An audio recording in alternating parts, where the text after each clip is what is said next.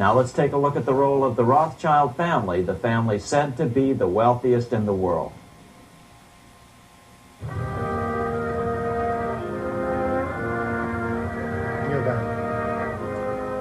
This is Frankfurt, Germany. 50 years after the Bank of England opened its doors, a goldsmith named Amschel Moses Bauer opened a coin shop, a counting house, in 1743. And over the door he placed a sign depicting a Roman eagle on a red shield. The shop became known as the Red Shield Firm, or in German, Rothschild. When his son, Amschel Meyer Bauer, inherited the business, he decided to change his name to Rothschild. Amschel soon learned that loaning money to governments and kings was more profitable than loaning to private individuals. Not only were the loans bigger, but they were secured by the nation's taxes. Mayer Rothschild had 5 sons. He trained them all in the skills of money creation, then sent them out to the major capitals of Europe to open branch offices of the family banking business. His first son, Amschel Meyer, stayed in Frankfurt to mind the hometown bank. His second son, Solomon, was sent to Vienna. His third son, Nathan, was clearly the most clever. He was sent to London at age 21 in 1798, 100 years after the founding of the Bank of England. His fourth son, Karl, went to Naples, and his fifth son, Jacob, went to Paris. In 1785, Mayer Amschel moved his entire family to this larger house, a 5-story dwelling he shared with the Schiff family. This house was known as the Green Shield. The Rothschilds and the Schiffs would play a central role in the rest of European financial history and in that of the United States. The Rothschilds broke into dealings with European royalty here at Wilhelmshof, the palace of the wealthiest man in Germany. In fact, the wealthiest monarch in all Europe, Prince William of Hesse-Kassel.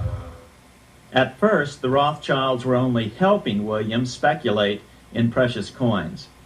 But when Napoleon chased Prince William into exile, he sent £550,000, a gigantic sum at that time, to Nathan Rothschild in London with instructions for him to buy consols, British government bonds, also called government stock. But Rothschild used the money for his own purposes. With Napoleon on the loose, the opportunities of wartime investments were nearly limitless. William returned here sometime prior to the Battle of Waterloo in 1815. He summoned Rothschild and demanded his money back. The Rothschilds returned William's money with the interest the British consuls would have paid him had the investment actually been made. But the Rothschilds kept all the past profits they had made using William's money.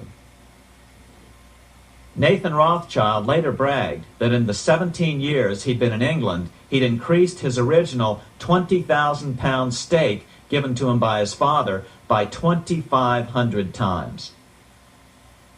By cooperating within the family, the Rothschilds soon grew unbelievably wealthy. By the mid-1800s, they dominated all European banking and were certainly the wealthiest family in the world. They financed Cecil Rhodes, making it possible for him to establish a monopoly over the diamond and gold fields of South Africa.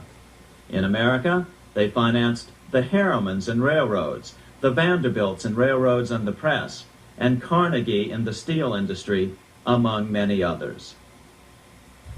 In fact, during World War I, J.P. Morgan was thought to be the richest man in America. But after his death, it was discovered that he was actually only a lieutenant of the Rothschilds. Once Morgan's will was made public, it was discovered that he owned only 19% of J.P. Morgan companies. By 1850, James Rothschild, the heir of the French branch of the family, was said to be worth 600 million French francs, 150 million more than all the other bankers in France put together. He built this mansion called Ferrier, just east of Paris. Wilhelm I, on seeing it, exclaimed, "Kings couldn't afford this. It could only belong to a Rothschild." Another 19th century French commentator put it this way: "There is but one power in Europe, and that is Rothschild." There is no evidence that their predominant standing in European or world finance has changed.